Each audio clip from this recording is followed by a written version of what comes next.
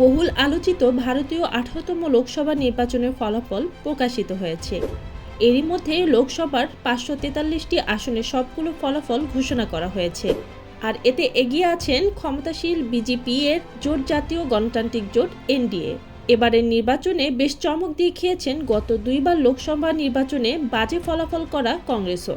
দলটি প্রায় ১০০ আসন পেয়েছেন। জোট হিসাবে এনডিএর দখলে গেছে ২৯৫টি আসন এবং বিরোধী জোট ইন্ডিয়ার দখলে গেছে ২৩১টি আসন। এছাড়া অন্যান্য দল ও স্বতন্ত্র প্রার্থীরা মিলে পেয়েছেন ১৭টি আসন। পশ্চিমবঙ্গের ২৯টি আসনে এবার একাধিক তারকা প্রার্থীরা ছিলেন। কে কোথায় কেমন ফল করেছেন চলুন জেনে নেই।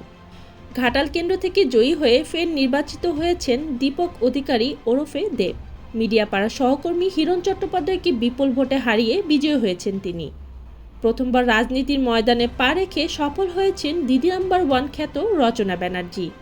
বন্ধু ও সহকর্মী লকেট চট্টোপাধ্যায়কে হারিয়ে হুগলি কেন্দ্র থেকে তিনি জয়ী হয়েছেন।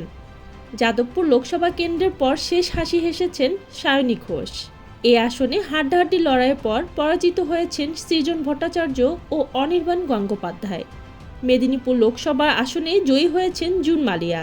সেখানে তিনি বিজেপির হ্যাভিয়েট প্রার্থী অগ্নিমিত্রা পালকে হারিয়ে দিয়েছেন।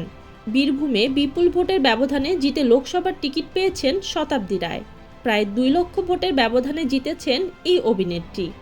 বহরমপুরের হ্যাভিয়েট প্রার্থী অধীর রঞ্জন চৌধুরীকে এবার চমকে দিয়েছেন ভারতীয় ক্রিকেটার সাবেক তারকা ও তৃণমূল কংগ্রেসের প্রার্থী ইউসুফ পাঠান। অন্যদিকে আসানসোলে জয়ী হয়েছেন শত্রুঘ্ন সিনহা। আজ এই পর্যন্ত। নতুন নতুন আপডেট জানতে আমাদের সাথেই থাকুন। ধন্যবাদ।